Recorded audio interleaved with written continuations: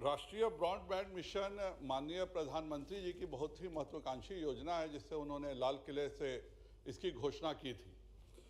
मेरा माननीय मंत्री जी से सवाल है कि यह जो यूपीए सरकार के समय हमने स्पेक्ट्रम घोटाले के बारे में तो सब किसी ने सुना, लेकिन उस समय ऑप्टिकल फाइबर केबल में भी एक घोटाला हुआ था। कहीं भी 1.5 मीटर नीचे ऑप्टिकल फाइबर को नहीं बिछाया गया था, और उसका नतीजा ये होता है कि जहाँ जहाँ ऑप्टिकल फाइबर्स बिछे हुए हैं कभी भी कट जाते हैं, कहीं पे भी मिलता नहीं है।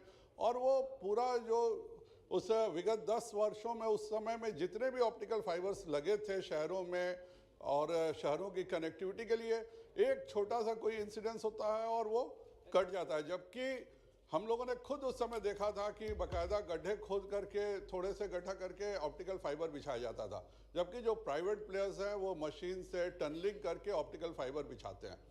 तो मेरा माननीय मंत्री जी से प्रश्न होगा कि जब देश का 70,000 करोड़ रुपए इस ऑप्टिकल फाइबर केबल के लिए लग रहा है, तो जो उन्होंने ब्रॉडबैंड रेडिनेस इंडेक्स का बनाने की बात की है जिससे वह इसकी ऑप्टिकल फाइबर्स को मेजर कर सके, तो ये केवल ऑप्टिकल फाइबर्स लगने का होगा या माननीय मंत्री जी बाकी भी कोई ऐसा डैशबोर्ड क्रिएट करेंगे जिससे यह पता चल सके कि ऑप्टिकल फाइबर्स वाकई काम कर रहा है या नहीं काम कर रहा है? सर, वो डैशबोर्ड है, लेकिन मैं सदन को कुछ जानकारी देना चाहूँगा। माननीय सदस्य ने कुछ बहुत गंभीर सवाल उठाए हैं सर। नरेंद्र मोदी जी की सरकार के सर 3 मूलतः कम्युनिकेशन इंफ्रास्ट्रक्चर को मजबूत करने की स्ट्रैटेजी है। एक है कि भारत के सारे 6 लाख गांव में ऑप्टिकल फाइबर भारत नेट के माध्यम से ले जाना, जिसकी घोषणा उन्होंने 15 अगस्त को पिछले साल की थी लाल किले से। और मैं माननीय संजय जी बहुत वरिष्ठ हैं, उनको मैं करेक्ट कर दूं कि ब्रॉडबैंड मिशन 1919 में ही आ गया सर, हमने घोषणा कर दी थी sir. Sir, what is broadband mission? 2019, I apologise sir. Broadband mission sir is putting broadband index in the urban area and also in the rural areas. Sir, and that is a work to be done both by the private sector, TSPs, and the government, sir. Therefore, we are providing 70,000 crore from our USOFO, and that will be done, suppose in Northeast, in gap areas, we keep on giving funding. Sir, जो माननीय संजय जी ने कुछ बताई है दिक्कतें, वो थोड़ा मुझे स्पेसिफिक उदाहरण देंगे तो मैं जरूर जांच कराऊंगा जहां ऐसी गड़बड़ हुई है। कई जगह मैंने कार्रवाई भी की है। लेकिन सर, भारत नेट के होने का फायदा क्या हुआ है सर? मैं सिर्फ 2 उदाहरण दूंगा सर।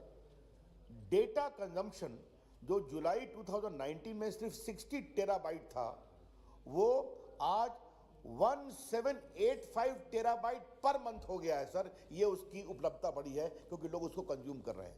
और सर, हम लोगों ने FTTH कनेक्शन सर गांव में 4,86,040 to schools, to anganwadis, to post office, to health welfare centre, police station, animal husbandry, ration shop, सबको दिया है। और जिसमें प्राइवेट में दिया है sir 1,22,039। All this shows increasing trend of data consumption because of Bharat Net. तो ये एक कोलैबोरेटिव और कोऑपरेटिव काम है, हम कर रहे हैं सर।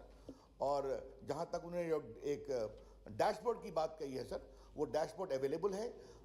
उसमें और इम्प्रूवमेंट की उनके सुझाव होगा तो जरूर करेंगे।